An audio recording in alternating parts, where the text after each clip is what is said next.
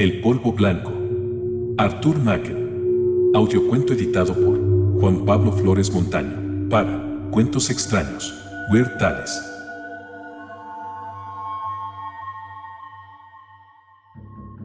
El polvo blanco. Mi apellido Leicester. Mi padre, el general de división Manchester, distinguido oficial de artillería, sucumbió hace 5 años a una complicada dolencia hepática, contraída en el pernicioso clima de la India. Un año después, mi único hermano Frances, tras culminar brillantemente sus estudios en la universidad, regresó a casa y se dedicó, con la resolución de un ermitaño, a la ardua tarea de dominar lo que con gran acierto se ha llamado la gran leyenda del derecho. Era un hombre que parecía vivir completamente indiferente a todo lo que llamamos placer, y aunque era más apuesto que la mayoría de los jóvenes, y sabía hablar con la gracia y el ingenio de un vagabundo, evitaba la sociedad y se recluyó en un vasto aposento en lo alto de la casa, decidido a convertirse en un jurista. Al principio dedicaba 10 horas diarias a sus arduos estudios. Desde las primeras luces del alba hasta el atardecer permanecía encerrado con sus libros. Se tomaba media hora para almorzar conmigo con prisas, como si le doliera la pérdida de aquellos instantes, y cuando empezaba a oscurecer salía a dar un breve paseo. Yo pensaba que tan incesante diligencia podía ser perjudicial para él, y traté de apartarle de sus áridos libros de texto, pero su obstinación parecía crecer en lugar de disminuir, y sus horas de estudio se incrementaron. Le hablé seriamente, sugiriéndole que se tomase de vez en cuando un descanso, aunque solo fuera pasar una tarde de ocio leyendo una inofensiva novela. Pero él se rió y dijo que cuando tenía ganas de distracción leía el registro de propiedades feudales, y rechazó con desdén la idea de acudir a un teatro o pasarse un mes en el campo. Admití que su aspecto era bueno y que sus fatigas no parecían afectarle, pero sabía que un esfuerzo tan poco común acabaría por pasarle factura, y no me equivocaba. No tardó en aparecer en sus ojos una expresión de inquietud y parecía languidecer. Finalmente confesó que no se encontraba bien, le atribulaba, dijo, una sensación de mareo, y a menudo se despertaba por la noche, aterrorizado y empapado en sudores fríos, víctima de espantosas pesadillas. Me estoy cuidando, dijo, de modo que no debes preocuparte.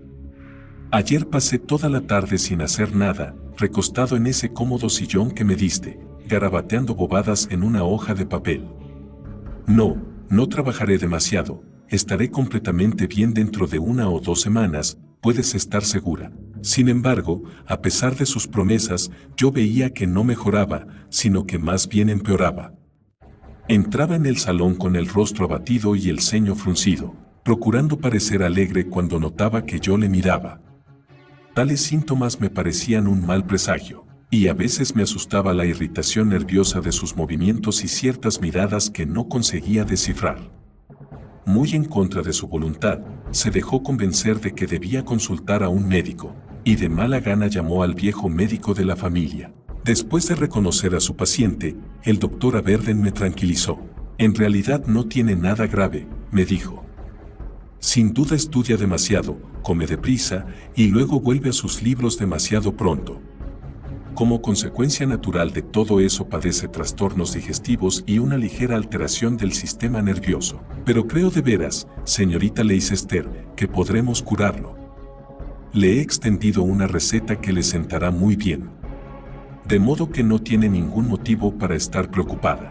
Mi hermano insistió en que la receta la preparase un boticario del vecindario. Se trataba de una botica rara y anticuada, desprovista de la estudiada coquetería y el calculado brillo que dan un aspecto tan vistoso a los mostradores y estantes de las farmacias modernas. Pero a Frances le caía bien el viejo boticario y tenía fe en la escrupulosa pureza de sus medicamentos. La medicina llegó puntualmente y comprobé que mi hermano la tomaba regularmente después de las comidas. Era un polvo blanco de aspecto inofensivo, del que se disolvía una pequeña cantidad en un vaso de agua fría, que desaparecía al removerla yo, dejando el agua clara e incolora. Al principio Frances pareció mejorar bastante, desapareció el cansancio de su rostro y se mostraba más animado de lo que nunca había estado desde que abandonó el colegio, hablaba alegremente de reformarse y me confesó que había perdido el tiempo. He dedicado demasiadas horas al derecho, me dijo riéndose. Creo que me has salvado justo a tiempo. Todavía puedo ser presidente de la Cámara de los Lores, pero no debo olvidarme de vivir. Dentro de poco tú y yo tomaremos unas vacaciones, iremos a París y nos divertiremos, y evitaremos la Biblioteca Nacional. Le contesté que me encantaba la perspectiva. ¿Cuándo nos marchamos? Le dije. Si quieres, puedo estar lista pasado mañana. Ay, tal vez sea demasiado pronto.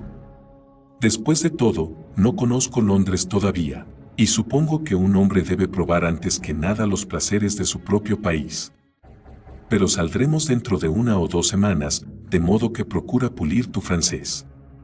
Yo conozco solo el francés jurídico, y me temo que no servirá de mucho. Habíamos terminado de cenar en ese momento y él se zampó la medicina con ademán festivo, como si se tratara de un vino de la mejor bodega. ¿Tiene algún sabor especial?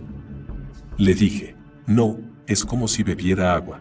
Se levantó de la silla y se puso a recorrer la habitación de un lado a otro como si estuviera indeciso sobre lo que debía hacer a continuación. ¿Tomamos café en el salón?, pregunté. ¿O prefieres fumar? No, creo que daré una vuelta. Parece que tendremos una noche agradable. Mira el resplandor del crepúsculo, es como si se estuviera incendiando una gran ciudad y allá abajo, entre las casas en sombras, diluviara sangre. Sí, saldré.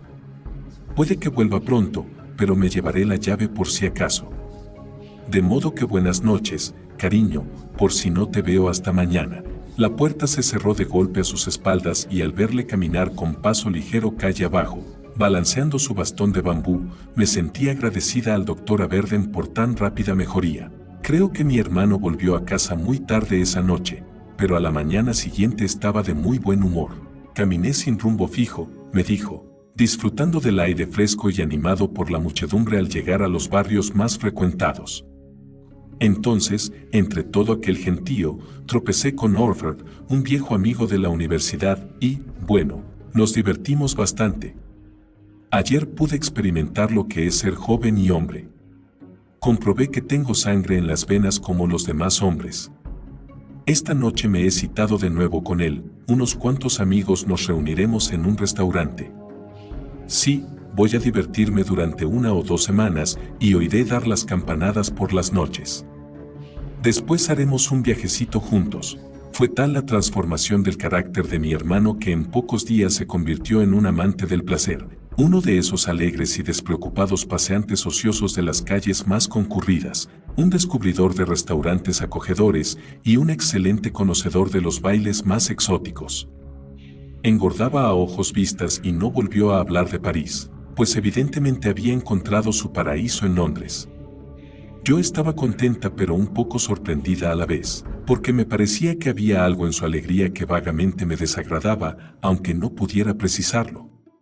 Pero poco a poco se produjo un cambio en él, siguió regresando muy tarde por las noches, pero no volvió a hablar de sus diversiones, y una mañana, mientras desayunábamos, le miré de improviso a los ojos y vi ante mí a un extraño. «Oh, Frances», exclamé.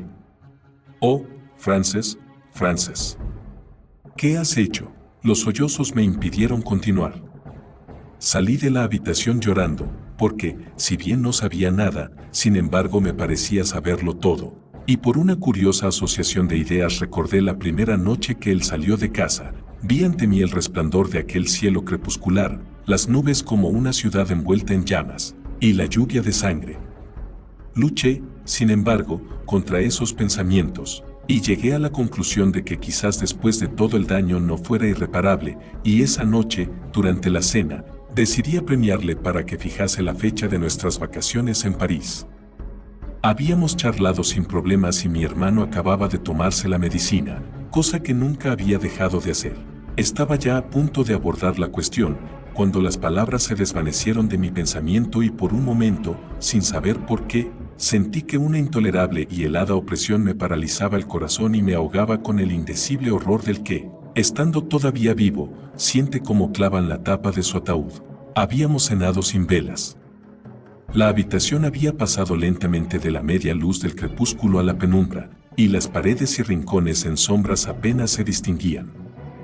pero desde donde yo estaba sentada veía la calle y, mientras pensaba lo que le diría a Francis, el cielo empezó a arrebolarse y a brillar, como lo había hecho en aquel atardecer que tan bien recordaba, y en el hueco abierto entre dos bloques oscuros de casas apareció un tremendo carrusel de llamas, llamativas espirales de nubes retorcidas, verdaderos abismos de fuego, masas grises como emanaciones desprendidas de una ciudad humeante, y en lo alto un funesto resplandor que proyectaba lenguas de un fuego aún más ardiente, y abajo como un profundo charco de sangre.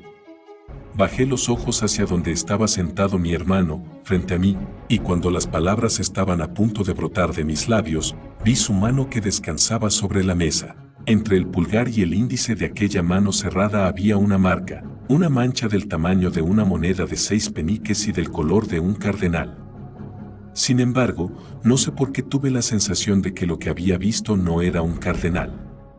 Ah, si la carne humana pudiera arder con llamas negras como la pez, eso era lo que tenía ante mí. Sin pensarlo, ni formularlo en palabras, un sombrío horror fue tomando forma dentro de mí ante aquella visión, y alguna recóndita célula de mi cerebro llegó a la conclusión de que aquello era un estigma. Por un momento aquel cielo teñido de color se oscureció como a medianoche, y cuando volvió la luz me di cuenta de que estaba sola en aquella silenciosa habitación. Poco después oí marcharse a mi hermano. Aunque era tarde, me puse el sombrero y fui a ver al doctor Averden. Y en su amplio consultorio, escasamente iluminado por una vela que el doctor trajo consigo, con labios temblorosos y una voz que se quebraba a pesar de mi resolución, se lo conté todo, desde el día en que mi hermano empezó a tomar la medicina hasta la horrible señal que había visto en su mano, apenas media hora antes. Cuando terminé, el doctor me miró durante unos instantes con una evidente expresión compasiva en el rostro. Mi querida señorita Leicester, dijo, es obvio que ha estado usted inquieta por su hermano, que le preocupa mucho, ¿no es cierto? Claro que he estado preocupada, le dije. Desde hace 1 o 2 semanas no me siento tranquila. En efecto. Ya sabe usted, por supuesto, lo misterioso que es el cerebro. Comprendo lo que quiere decir, pero no me he engañado.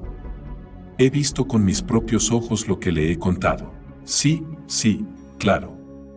Pero sus ojos habían estado mirando fijamente la extrañísima puesta de sol que tuvimos ayer.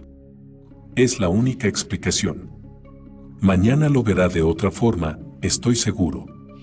Pero recuerde que estaré siempre dispuesto a prestarle la ayuda que esté en mi mano.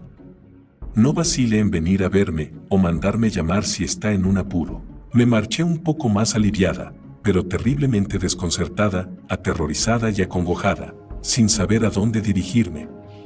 Cuando a la mañana siguiente vi a mi hermano, el corazón me dio un vuelco al advertir enseguida que llevaba envuelta en un pañuelo su mano derecha, la mano en la que yo había visto claramente aquella mancha como de fuego negro. ¿Qué te pasa en la mano, Frances?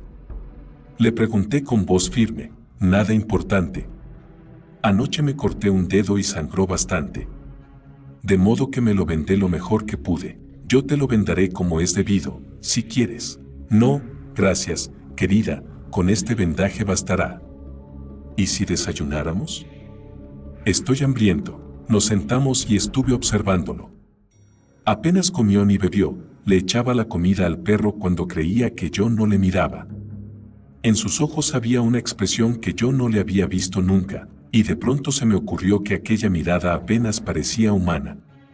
Estaba plenamente convencida de que, por increíble y atroz que fuese lo que había visto la noche anterior, no era sin embargo una ilusión, ni un desvarío de mis perplejos sentidos. De modo que esa misma tarde fui otra vez a casa del médico. El doctor Flaverden meneó la cabeza con aire de incredulidad y desconcierto, y pareció reflexionar unos instantes. ¿Y dice usted que sigue tomando la medicina? ¿Por qué? Según tengo entendido, todos los síntomas que le aquejaban han desaparecido hace tiempo. ¿Para qué seguir tomando ese mejunje si se encuentra completamente bien? A propósito, ¿dónde encargó que se lo preparasen? ¿En la botica de 6? Yo ya no le mando a nadie, el viejo se está volviendo descuidado. ¿Se viene usted conmigo a verlo? Me gustaría hablar con él. Fuimos juntos a la botica. El viejo 6 conocía al doctor Averden y estaba dispuesto a darle toda la información que pudiera. Creo que desde hace varias semanas le ha estado usted enviando al señor Leicester este preparado que yo le receté, dijo el doctor, entregando al viejo un pedazo de papel escrito a lápiz. El boticario se caló las gruesas lentes con temerosa incertidumbre y sostuvo en alto el papel con manos temblorosas. Ah, sí, dijo. Por cierto, me queda ya muy poco, es un medicamento más bien raro y hace tiempo que lo tengo almacenado. Tendré que pedir más si el señor Leicester sigue tomándolo. ¿Me permite echarle una ojeada a ese mejunje?, dijo a Verden, y el boticario le entregó un frasco de cristal. Le quitó el tapón, olió el contenido y a continuación miró al anciano de una manera extraña. ¿De dónde ha sacado usted esto?, le preguntó. ¿Qué es exactamente? Ante todo, señor Sayce, esto no es lo que yo he recetado. Sí, ya veo que la etiqueta es la apropiada, pero le aseguro que no se trata del mismo medicamento. Lo tengo desde hace mucho tiempo, dijo el anciano, ligeramente asustado. Me lo mandaron de Burbage, como de costumbre. Apenas se suele recetar y lleva ya varios años en la estantería. Como puede usted ver, queda ya muy poco. Será mejor que me lo entregue, dijo a Verden. Me temo que haya ocurrido una lamentable equivocación. Salimos de la botica en silencio, llevando el doctor el frasco, envuelto cuidadosamente, debajo del brazo. Dr. Heberdan, dije yo, cuando llevábamos ya un rato andando.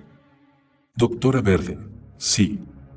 Me respondió, mirándome lúgubremente. Me gustaría que me dijese qué es lo que mi hermano ha estado tomando 2 veces al día desde hace más o menos un mes. Francamente, señorita Leicester, no lo sé. Hablaremos de eso cuando lleguemos a mi casa. Recorrimos nuestro trayecto rápidamente sin decir nada más hasta llegar a la consulta del doctor Verden. Me pidió que me sentara y él comenzó a recorrer la habitación de un lado a otro con el rostro ensombrecido. Por lo visto, por temores nada corrientes. Bueno, dijo al fin, todo esto es muy extraño.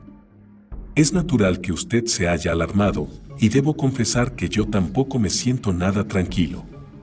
Dejemos a un lado, si le parece, lo que usted me contó ayer por la noche y esta mañana.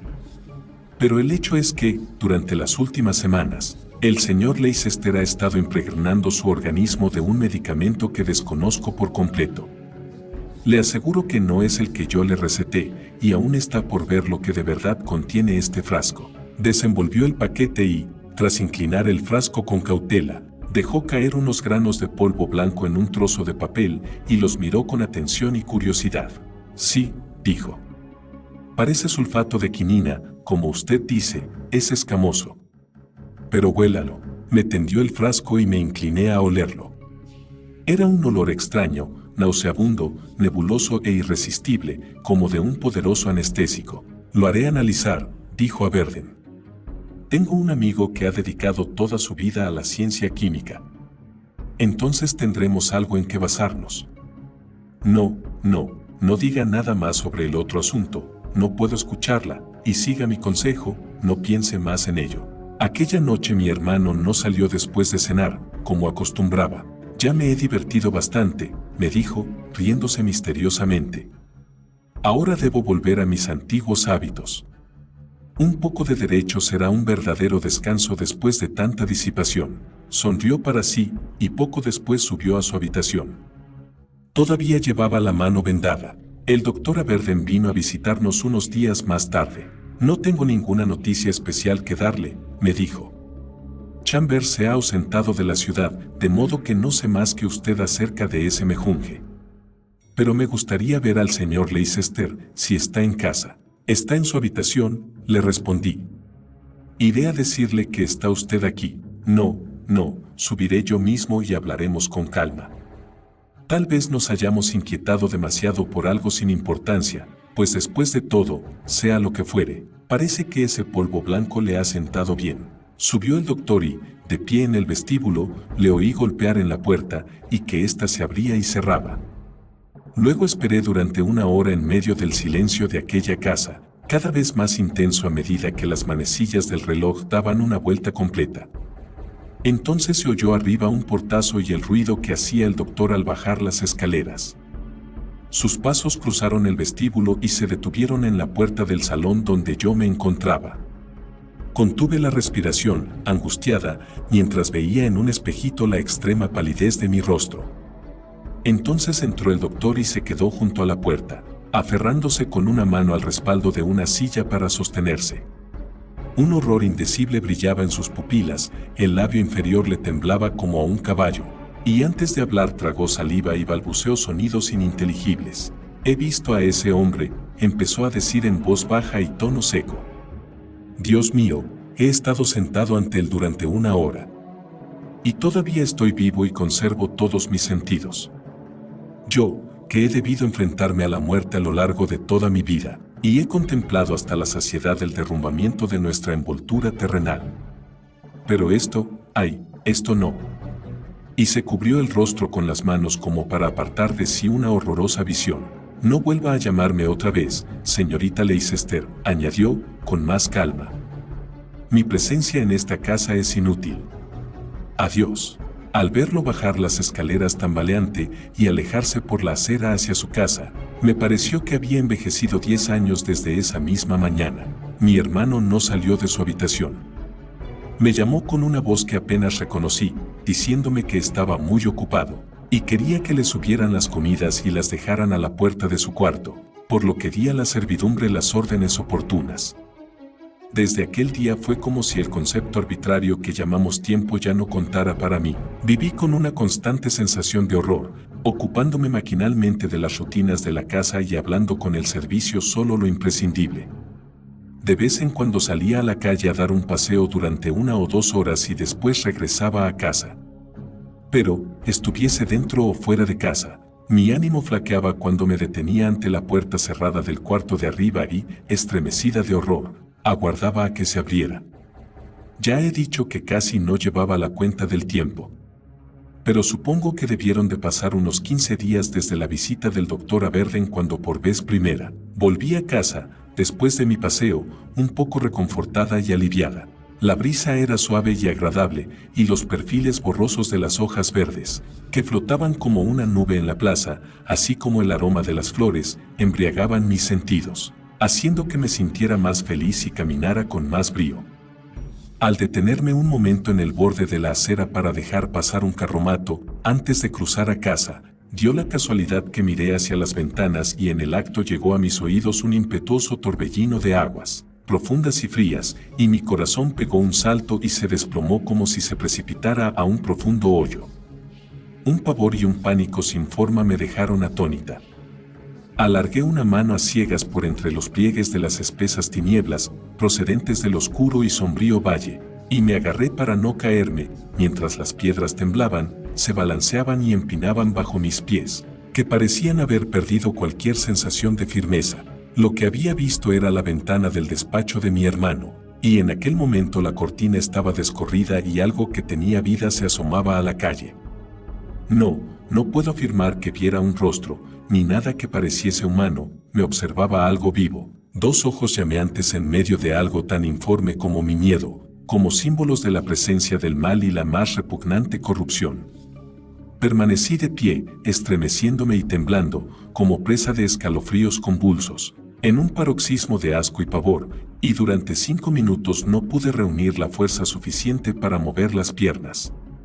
Cuando entré en casa, subí las escaleras corriendo hasta la habitación de mi hermano y llamé a la puerta. «Francis, Francis», grité. «Por el amor de Dios, respóndeme. ¿Qué es esa cosa horrible que hay en tu habitación? Échala, Frances, échala de aquí». Oí un ruido como de pies que se arrastraban lenta y torpemente y una especie de gorgoteo sofocado, como si alguien intentara expresarse, y por fin el sonido de una voz quebrada y ahogada, y unas palabras que apenas logré entender. «Aquí no hay nada», dijo la voz. «No me molestes, te lo ruego. Hoy no me encuentro muy bien». Me alejé horrorizada y sin embargo impotente. No podía hacer nada salvo preguntarme por qué me había mentido Frances, ya que había visto perfectamente aquella aparición detrás del cristal, aunque la visión durase solo un momento. Y permanecí inmóvil, consciente de que había algo más, algo que había visto en el primer instante de pavor, antes de que me mirasen aquellos ojos ardientes. De repente recordé, cuando miré hacia arriba alguien estaba descorriendo la cortina y pude atisbar por un momento a quién lo hacía. Enseguida comprendí que aquella horrorosa imagen quedaría grabada para siempre en mi cerebro.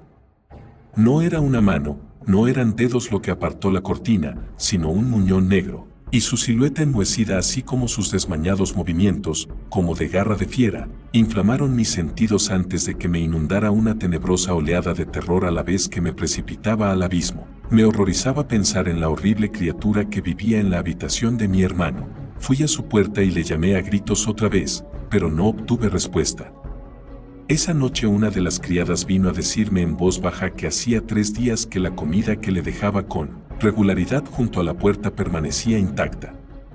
La doncella había llamado, pero sin obtener respuesta, únicamente había oído el ruido de pies arrastrándose que también yo había advertido. Pasaron los días y seguimos encontrando intactas las comidas que le dejábamos a mi hermano frente a la puerta, y aunque llamé insistentemente, no pude obtener respuesta. Las criadas empezaron a hablarme, al parecer estaban tan alarmadas como yo. La cocinera me dijo que cuando mi hermano empezó a encerrarse en su habitación solía oírle salir por las noches y deambular por la casa, una vez incluso se había abierto la puerta del vestíbulo y luego la cerraron, pero hacía ya varias noches que no oía ningún ruido. Por fin se produjo el desenlace, fue una tarde, al anochecer. Estaba yo sentada en la triste habitación en penumbra cuando un grito desgarrador resonó por toda la casa, rompiendo el silencio y oí unos pasos que bajaban deprisa por la escalera. Esperé un poco y enseguida entró la doncella en la habitación tambaleándose y se paró delante de mí, pálida y temblorosa. «Oh, señorita Ellen», me dijo en voz baja. «Por Dios, señorita Ellen. ¿Qué ha pasado? Míreme la mano, señorita, mire esta mano». La llevé hasta la ventana y vi que tenía en la mano una mancha negra escarificada. «No comprendo», dije. «¿Quieres explicarme?». Estaba en estos momentos haciendo su habitación, empezó. Estaba abriendo su cama y de repente me cayó en la mano algo húmedo. Al mirar para arriba vi que el techo estaba negro y me goteaba encima. La miré fijamente y me mordí los labios. «Ven conmigo», dije. «Y tráete tu vela». La habitación donde yo dormía estaba justo debajo de la de mi hermano y mientras entraba en ella me di cuenta de que estaba temblando. Levanté la vista al techo y vi una mancha negra, húmeda, de la que caían gotas negras, formando un charco de un líquido horrible que empapaba las sábanas blancas de mi cama. Subí corriendo y golpeé con fuerza en su puerta. «Frances, Frances, mi querido hermano», grité. «¿Qué te ha pasado?». Escuché y oí un sonido ahogado y como un borboteo y un regurgitar de agua, pero nada más. Llamé más fuerte, pero no obtuve respuesta. A pesar de lo que me había dicho el doctor Averden, fui a verle y, con las mejillas bañadas en lágrimas, le conté todo lo ocurrido. Me escuchó con expresión severa y adusta. «Por respeto a su padre», dijo por fin, «iré con usted, aunque no puedo hacer nada». Salimos juntos. Las calles estaban oscuras y en silencio, y la atmósfera era bochornosa tras una sequía de varias semanas. A la luz de los faroles de gas pude ver la extrema palidez del rostro del doctor y, cuando llegamos a casa, me di cuenta de que le temblaban las manos. Sin titubear, subimos directamente a la habitación de Frances. Mientras yo sostenía la lámpara, él llamó en voz alta con gran determinación. «Señor Leicester, ¿me oye? Insisto en verle. Conteste enseguida». No hubo respuesta, pero ambos oímos aquel ruido ahogado que ya he mencionado. «Señor Leicester, estoy esperando. Abra la puerta inmediatamente o tendré que echarla abajo». Y llamó por tercera vez con una voz que resonó por toda la casa. «Señor Leicester.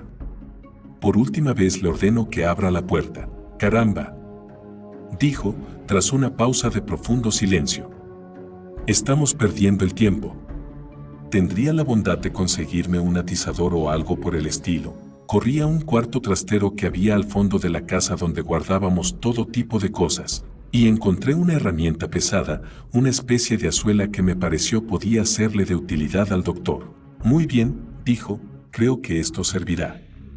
Señor Leicester, gritó por el ojo de la cerradura, le aviso que voy a entrar en su habitación por la fuerza. Entonces le oí forzar la puerta con la suela, la madera se partió y crujió, y de pronto con gran estrépito la puerta se abrió violentamente, y por unos instantes retrocedimos horrorizados ante el grito desgarrador que surgió en medio de la oscuridad, una voz que no era humana sino más bien el rugido inarticulado de un monstruo. «Sostenga la lámpara», dijo el doctor. Entramos y echamos un vistazo rápido a la habitación. «Ahí está», dijo el doctor Aberden, respirando a fondo. «Mire, en aquel rincón». Miré y una punzada de pánico, como un hierro candente, embargó mi corazón.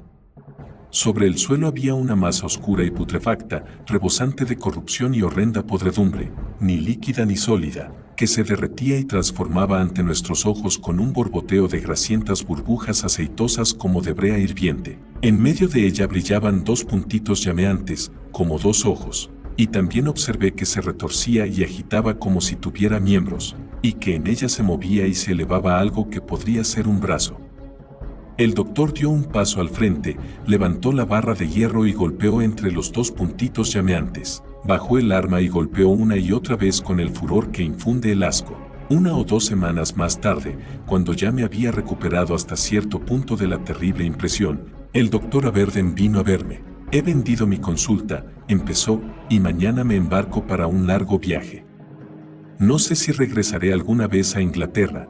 Lo más probable es que compre un pedazo de tierra en California y me instale allí para el resto de mis días. Le he traído este sobre, que puede abrir y leer cuando se sienta capaz de hacerlo. Contiene el informe del Dr. Chambers acerca del polvo blanco que le pedí que analizase. Adiós, señorita Leicester, adiós». Nada más irse abrí el sobre, no pude aguardar y procedí a leer su contenido. «Este es el manuscrito, si me lo permiten les leeré la asombrosa historia que contiene. Mi querido Aberden», empezaba la carta, «me he demorado injustificadamente en responder a sus preguntas sobre la sustancia blanca que me envió. A decir verdad he estado dudando algún tiempo respecto a qué decisión adoptar, ya que en la ciencia física existe tanta intolerancia y dogmatismo como en la teología. Y sabía que si le contaba la verdad podría ofender prejuicios profundamente arraigados que hace tiempo yo mismo compartía. Sin embargo, he decidido hablarle con franqueza y antes que nada debo empezar por darle una breve explicación personal. Hace muchos años, Aberden, que usted me conoce como hombre de ciencia. A menudo hemos hablado de nuestra profesión, y hemos discutido acerca del abismo sin esperanza que se abre ante aquellos que creen alcanzar la verdad por cualquier medio ajeno al trillado camino de la experimentación y la observación de las cosas materiales. Recuerdo el desdén con que usted me hablaba de los hombres de ciencia que han tenido algunos escarceos con lo oculto, y han insinuado tímidamente que tal vez los sentidos no sean, a fin de cuentas y los límites eternos e impenetrables de cualquier conocimiento, las barreras imperecederas que ningún ser humano ha franqueado jamás. Juntos nos hemos reído de buena gana, y creo que con razón, de los disparates del ocultismo actual, disfrazados bajo nombres diversos: mesmerismo, espiritualismo, materializaciones, teosofía. Toda esa caterva de impostores, con sus trucos groseros y sus conjuros poco convincentes, esa verdadera charlatanería de las sórdidas calles de Londres. Sin embargo, a pesar de todo lo dicho, debo confesarle que no soy materialista, tomando la palabra en su sentido usual. Hace ya muchos años que me he convencido, yo, que era un escéptico, como recordará, de que la antigua e inflexible teoría es completamente falsa. Tal vez esta confesión no le ofenda tanto como lo hubiese hecho hace 20 años, pues creo que no habrá dejado de observar que, desde hace algún tiempo, los auténticos hombres de ciencia han propuesto hipótesis verdaderamente trascendentales, y tengo la impresión de que los más modernos químicos y biólogos de renombre no vacilarían en suscribir el dictem del viejo escolástico Omnia Accendent Mysterium, que significa, creo, que todas las ramas del saber humano se desvanecen en el misterio si nos remontamos a sus orígenes. No tengo por qué molestarle ahora con una relación detallada de los penosos pasos que me han llevado a esta conclusión. Unos cuantos experimentos sencillos me hicieron dudar del punto de vista que entonces suscribía, y algunas ideas surgidas en circunstancias relativamente triviales me llevaron muy lejos. Mi antigua concepción del universo ha sido barrida y ahora estoy en un mundo que me parece tan extraño y atroz, como las infinitas olas del océano vistas por vez primera en todo su resplandor, desde un pico de Darién. Ahora sé que las barreras de los sentidos, que parecían tan impenetrables, que parecían elevarse hasta el cielo y hundir sus cimientos en las profundidades, encerrándonos para siempre, no son tan infranqueables como imaginábamos, sino delgados y etéreos velos que se esfuman ante el investigador y se desvanecen como la primera bruma matutina que se eleva de los arroyos. Sé que usted nunca adoptó una postura materialista extrema, que no intentó justificar una negación universal, pues su sentido de la lógica le impidió llevar a cabo tamaño absurdo. Pero estoy seguro de que encontrará extraño todo lo que le digo y repulsivo para sus hábitos mentales. Sin embargo, lo que le digo es la verdad, Aberdeen, mejor dicho, por adoptar nuestro lenguaje corriente, la única verdad científica, confirmada por la experiencia. Y el universo es, en verdad, más espléndido y más atroz de lo que solemos imaginar. El universo entero, amigo mío, es un tremendo sacramento, una fuerza y una energía, místicas e inefables, veladas por la forma externa de la materia. Y el hombre, y el sol y las demás estrellas, y las flores del campo, y el cristal del tubo de ensayo, son, todos y cada uno de ellos, tan materiales como espirituales, y están supeditados a su funcionamiento por dentro. Quizás se pregunte, Aberdeen, ¿a dónde conduce todo esto? Pero creo que, si se lo piensa un poco, lo verá claro. Comprenderá que, desde ese punto de vista, cambia por completo la visión de conjunto de las cosas, y lo que nos parecía increíble y absurdo puede ser bastante posible. En resumen, debemos contemplar los mitos y leyendas con ojos distintos, y estar dispuestos a aceptar historias que se habían convertido en meras fábulas. No creo, desde luego, que sea pedir demasiado. Después de todo, la ciencia moderna admite otro tanto, aunque de manera hipócrita. Es cierto que no se debe creer en la brujería, pero se puede dar crédito al hipnotismo. Los fantasmas están pasados de moda, pero queda mucho por decir sobre la telepatía. Darle a la superstición un nombre griego y todos creerán en ella, casi podría ser un refrán. Hasta aquí mi explicación personal. Usted, Aberdeen, me envió un frasco tapado y sellado, que contenía una pequeña cantidad de un polvo blanco escamoso, procedente de un farmacéutico que ha estado preparándoselo a uno de sus pacientes. No me sorprende saber que no consiguió usted ningún resultado en su análisis de dicho polvo. Es una sustancia conocida por unos pocos desde hace varios centenares de años, pero nunca habría esperado encontrarla en una farmacia moderna. No hay motivos, al parecer, para dudar de la sinceridad del boticario al referir su historia. Sin duda, tal como dijo, consiguió esas sales tan poco corrientes que usted prescribió a través de algún mayorista, y probablemente permanecieron en su estantería durante 20 años, o quizás más. Y he aquí que se pone en marcha lo que llamamos azar y casualidad. Durante todos esos años, las sales que contenía el frasco estuvieron expuestas a ciertas variaciones periódicas de temperatura, que probablemente oscilaron entre 5 grados y 30 grados.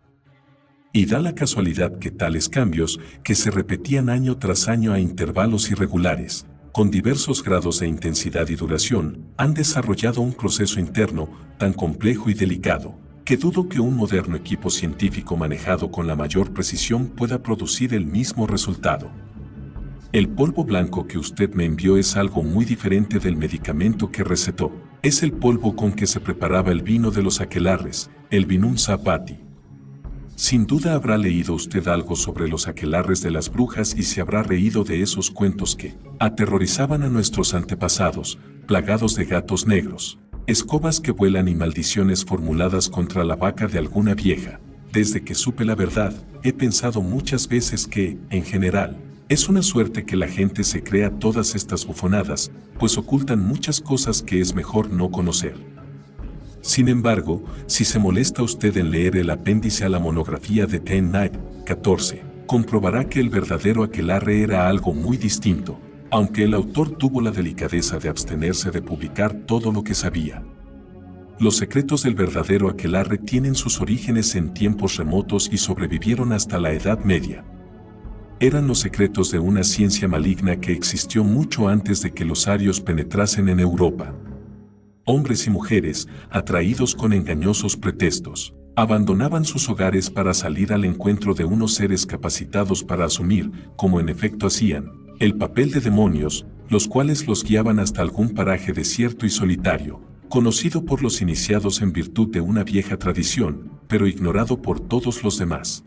El lugar donde se celebraba el aquelarre podía ser una cueva en algún cerro pelado y barrido por el viento, o algún paraje escondido en lo más profundo de un gran bosque. Allí, cuando era noche cerrada, se preparaba el vinum sabati, se vertía en el diabólico grial y se ofrecía a los neófitos, que de este modo participaban de un sacramento infernal. Sumentes calicem principis inferorum, como bien expresa un autor antiguo. Y de pronto, todo aquel que lo había bebido encontraba a su lado a un compañero, una figura seductora de atractivo extraterreno, que le llamaba aparte para compartir goces más exquisitos, más sutiles que el estremecimiento de cualquier sueño, y así consumar el matrimonio del aquelarre. Es difícil escribir sobre estas cosas, sobre todo porque esa figura que atraía con sus encantos no era una alucinación, sino, por espantoso que resulte decirlo, el propio hombre. Mediante el poder de aquel vino del aquelarre, unos cuantos granos de polvo blanco en un vaso de agua, el tabernáculo de la vida se partía en pedazos y la Trinidad humana se disolvía, y la serpiente que nunca muere, que duerme en el interior de cada uno de nosotros, se hacía tangible, se exteriorizaba, revestida de un envoltorio carnal. Y luego, a medianoche, se repetía y volvía a presentar la caída original, y se representaba de nuevo el acto atroz encubierto tras el mito del árbol del conocimiento del bien y del mal. Tales eran las nuptias Sabati. Prefiero no decir nada más. Usted, Aberdeen, sabe tan bien como yo que las leyes más triviales de la vida no deben quebrantarse impunemente, y que un acto tan atroz como ese, en el que se abría de par en par y se profanaba el santuario más íntimo del hombre, reclamaba una terrible venganza. Lo que empezó con corrupción, terminó también con corrupción. Debajo había un párrafo escrito por el doctor Aberdeen de su puño y letra. Cuanto antecede es, por desgracia, estricta y totalmente cierto. Su hermano me lo confesó toda la mañana en que le visité en su habitación. Lo primero que me llamó la atención fue que tenía la mano vendada, y le obligué a mostrármela. Lo que vi me puso enfermo de aversión, aunque llevo muchos años practicando la medicina. La historia que me vi obligado a escuchar fue infinitamente más espantosa de lo que hubiese creído posible. Me dieron ganas de dudar de la bondad eterna que permite a la naturaleza ofrecer posibilidades tan horrendas. De no haber presenciado usted el final con sus propios ojos, le diría que no se creyera nada de todo esto. No creo que me queden más allá de unas semanas de vida, pero usted es joven y podrá olvidar todo esto. Joseph Aberdeen, doctor en medicina. Al cabo de 2 o 3 meses me enteré de que el doctor Aberdeen había muerto ahogado, poco después de que zarpara su barco de Inglaterra.